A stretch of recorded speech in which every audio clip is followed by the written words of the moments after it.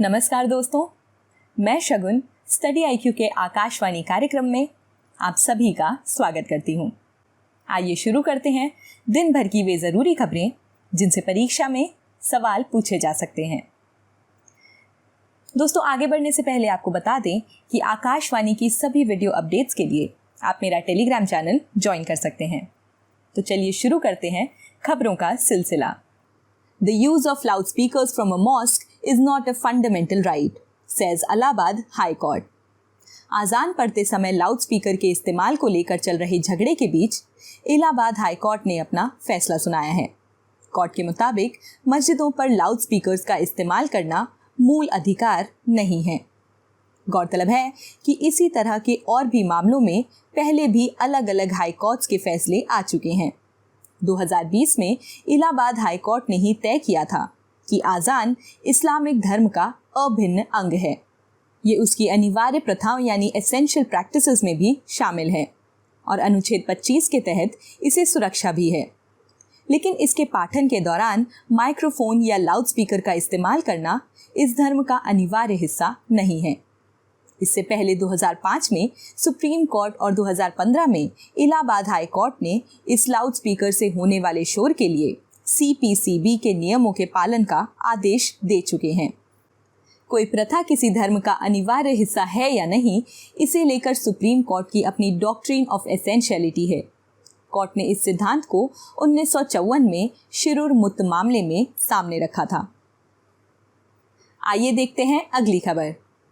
Sri Lankan president Gotabaya Rajapaksa declared emergency again. Sri Lanka में चल रहे वित्तीय संकट के बीच लोग बड़े स्तर पर विरोध प्रदर्शन कर रहे हैं। इस बीच राष्ट्रपति गोतबाया ने फिर से आपातकाल घोषित कर दिया है। लगभग 1 महीने में ये दूसरी बार है जब यहाँ आपातकाल लगाया गया हो। श्रीलंका में आपातकाल लगाने की प्रक्रिया भारत से बेहद अलग है।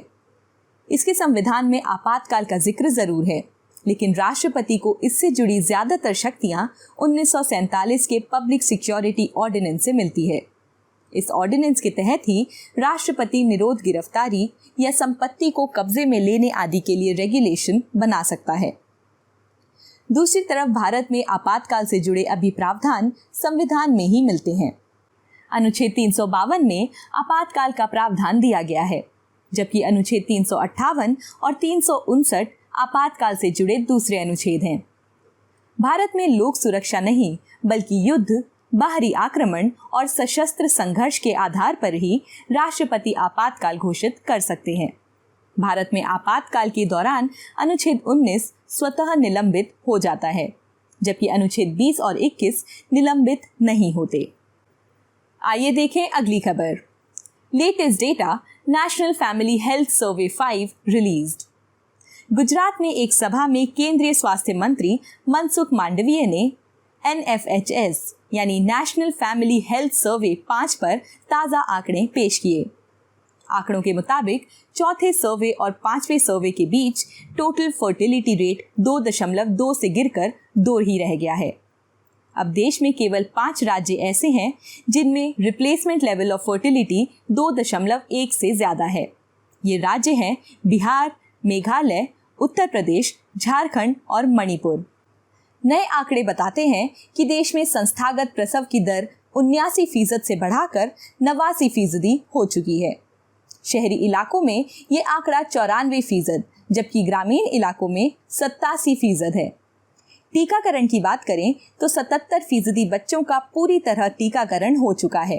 ये आंकड़ा NFHS 4 2015-16 के लिए महज 62% था। एक और राहत की बात यह है कि 5 साल तक के बच्चों में स्टंटिंग पिछले 5 सालों में 38% से घटकर 36% हो गई है। कम उम्र में शादी के औसत राष्ट्रीय मामलों में भी 5वें सर्वे में गिरावट दर्ज हुई है। आइए जाने आखिरी खबर। Textile ministry holds national conference on PM Mitra park scheme. बीते दिनों केंद्रीय कपड़ा मंत्रालय ने PM मित्र पार्क्स योजना पर नेशनल कॉन्फ्रेंस का आयोजन किया। लगभग 13 राज्य सरकारों ने कपड़ा मंत्रालय से जुड़ी उनकी योजनाओं पर इनिशिएटिव को मंच पर साझा किया। पीएम मित्रा पार्क्स योजना का पूरा नाम है PM mega integrated textile regions and apparel parks योजना। ये कपड़ा मंत्रालय की एक योजना है जिसे कैबिनेट ने पिछले साल अक्टूबर में हरी झंडी दी थी। देश में 7 पीएम मित्रा पार्क्स बनाने के लिए सरकार ने 4400 करोड़ रुपए से भी ज्यादा का बजट मंजूर किया था। योजना का उद्देश्य आत्मनिर्भर भारत के सपने को साकार करना और वैश्विक कपड़ा बाजार में भारत को आगे लाना है। इस तरह के पार्क्स का विकास केंद्र और राज्य सरकारें मिलकर स्पेशल पर्पस व्हीकल के जरिए करेंगे और ये पीपीपी मॉडल पर काम करेगा। स्कीम का खासा ध्यान वस्त्र उद्योग में वैल्यू चेन को मजबूत करने पर है, जिससे लॉजिस्टिक कीमत कम हो। तो दोस्तों, ये थी हमारी आज की कुछ विशेष खबरें। मिलती हूं कल आपसे इसी समय। नमस्कार।